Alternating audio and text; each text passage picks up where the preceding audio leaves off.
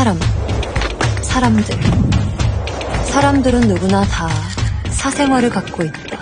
Diawali dengan narasi bagaimana setiap orang mempunyai kehidupan pribadi dan juga pertanyaan apakah privasi kita terlindungi pada saat analisis data menangkap semua masalah pribadi kita dan kita membagikannya. Ada menyebutkan Korea sedang dalam perang privasi sekarang, selanjutnya beralih menuju Cha Jae-eun yang akan menikah. Pada tahun 2010, Cha Jae-eun yang diperankan oleh Sehyeon makan malam dengan orang tuanya. Seketika orang tuanya mempunyai pekerjaan yang harus dilakukan. Mereka penipu dan mereka melempar putri mereka menuju depan mobil yang bergerak sehingga mereka bisa menuntut kompensasi. Debak. Ji-eun kini berada di rumah sakit. Dia benar-benar terluka. Ji-eun ingin tahu mengenai berapa banyak kompensasi yang didapatkan orang tua mereka. Ji-eun tidak mendapati apapun sebab membantu dan membelikan mereka barang. Ji-eun mengancam pergi ke polisi sehingga ayahnya menawarkan membelikan dia jaket. Tiba-tiba Ji-eun dapat berjalan lagi. Ternyata Ji-eun benar-benar pemeran pengganti.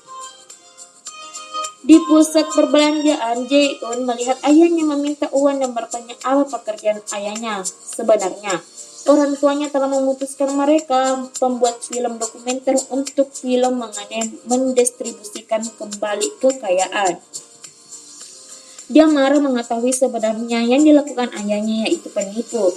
Ji-eun memberitahu ayahnya dia akan sukses dalam hidup dan kemudian pergi. 9 tahun selanjutnya, Jin-eun meninggalkan penjara. Jin-eun mengunjungi restoran dan memesan sup. Pemiliknya memberikan dia makan di rumah sebab dia merasa Ji-eun baru saja keluar dari penjara. Ji-eun berbohong dan menjelaskan dia berasal dari bisnis konglomerat besar. Pria berjas masuk menuju ke dalam dan bernyanyi pada Ji-eun. Dia bertanya pada Ji-eun apakah dia ingin kembali bekerja atau berusaha membalas dendam lagi. Ji-eun ada di restoran sana dengan ibunya. Ibunya menyuruhnya mendapatkan pekerjaan per waktu atau dia tidak akan mendukung kuliahnya. Pria yang sama berjas duduk di meja mereka, alhasil Ji-eun keluar. 9 tahun sebelumnya, ayahnya melakukan lebih banyak kontrak. Ayahnya berpura-pura menjadi pengemis dan kakinya yang tidak berfungsi. Dua pria membuktikan kakinya bekerja dan juga mempermalukannya di hadapan umum. Wanita berlutut di sampingnya dan bertanya apakah dia baik-baik saja dan juga berpura-pura berasal dari pusat disabilitas. Dia nampak seperti pendeta yang telah membantu masyarakat dengan mengemis uang. Ji-eun melihat keributan dari kejauhan. Ayahnya kembali menuju rumah. Jin-eun menunggunya. Jin-eun bertanya apakah mereka penganut Buddhist. Dia menjelaskan padanya mereka harus memperluas perspektif mereka. Jin-eun bertanya apakah dia baik-baik saja dengan ibunya dan dia mengatakan semua baik-baik saja. Ayahnya kemudian sangat senang putrinya masuk di perguruan tinggi. Sangat berbeda dengan reaksi dari ibunya. Sementara di media sosial ayah Ji-eun sedang tren menjadi pendeta amal. Sasaran berikutnya jamaah terbesar. Dia tiba di pertemuan kebangunan rohani dan juga banyak orang yang menghormatinya. Dia diberi khutbah untuk dapat dilakukan. Ketika di dalam sakunya, dia tidak mendapati catatan khutbah ketika dia naik menuju panggung dan dia pun panik. Rekan penipunya khawatir. Hyun-tae mengaku kehilangan khutbahnya membuat penonton banyak tertawa. 9 tahun kemudian, popularitas Hyun-tae meningkat dan dia diberi banyak donasi dan juga uang terus meningkat. Sejauh ini mereka mendapati 10 miliar won. Wanita bekerja dengannya mengatakan bahwa ini bukanlah film dokumenter dan dia harus memimpin gambaran lebih besar. Flashback wanita ini, di sofa dia minum anggur. Seorang pria memberi dia iPad untuk menunjukkan gereja terbesar di Gangnam. Waktu sekarang dia menunjukkan Ji-eun desain untuk gereja dan bertanya apakah dia ingin menjadi pendeta. Dia juga menginginkan berinvestasi di dalamnya. Hyun-tae menunjukkan rencana gereja tersebut pada khutbah terbarunya dan juga orang banyak menyukainya. Kita mengetahui mereka tidak benar-benar membeli gereja. Jin-eun menerima telepon dari ibunya menanyakan keberadaan ayahnya. Sementara Hyun-tae menghubungi Bok-gi dan dia seketika meninggalkan kota.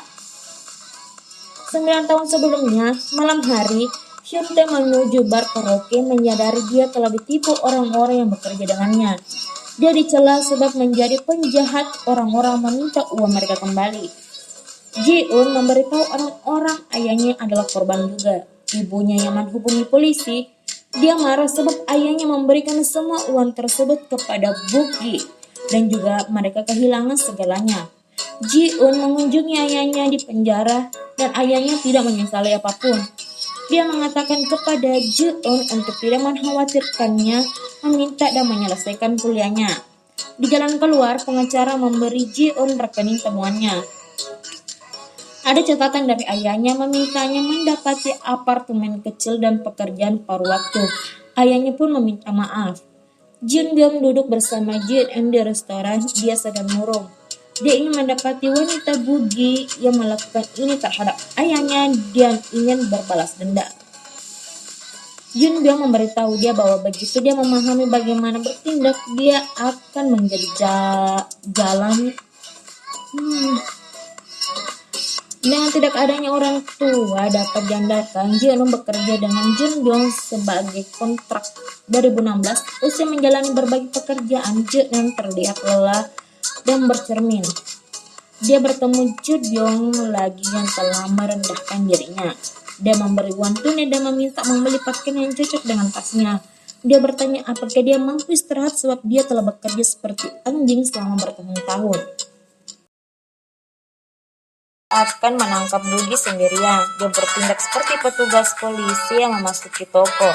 Dia meminta anggota staf rekaman CCTV. Belakangan, Jin Byung memutuskan membantu Ji-eun menyusup menuju kantor tempat Buggy bekerja dan juga melihat file. Dia mendapati berangkas dan tidak dapat mengetahui kode sandinya. Pada tahun 2016, Buggy memasuki kantor ketika Ji-eun bersembunyi di bawah meja. Ketika dia meninggalkan kantor, seseorang bertanya pada dia. Ji-eun berhasil menggagalkannya dan juga pergi. Dia bergabung dengan skema piramida untuk perusahaan kesejahteraan. Dia memberitahu pria tersebut dia adalah seorang broker. Ji-eun bertanya terhadapnya apakah mereka bisa membuat akun selama 3 tahun. Ji-eun memperkenalkan Tuan Park terhadap Jin Byung yang berpura-pura menjadi bankir untuk membahas pembukaan rekening. Penipu hampir bermasalah sebab kemacetan lalu lintas. Usai itu, Jin-eun ingin menutupnya segera usai mereka menerima uangnya. Dia berterima kasih terhadap Jin Byung dan ibunya membantunya. Jin-eun kemudian bertemu Park untuk minum yang berusaha mendekatinya. Dia mengatakan dia ingin menjadi pelacur baik dan hanya menjadi mitra bisnis. Dengan uang di rekening itu, Jin-eun ingin melihat bunganya naik daripada langsung mengambil. Park bertemu Boggy dan mengatakan dia telah memindahkan akunnya.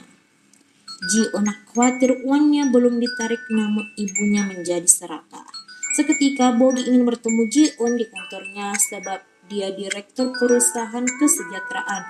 Dia memberi selamat terhadapnya sebab telah menjadi anggota berlian dalam waktu yang singkat. Buggy mengubah percakapan dan bertanya terhadap Ji-eun apakah dia terbalas dendam terhadap ayahnya. Seketika pria datang dengan part yang dipukul. Itulah penutup dari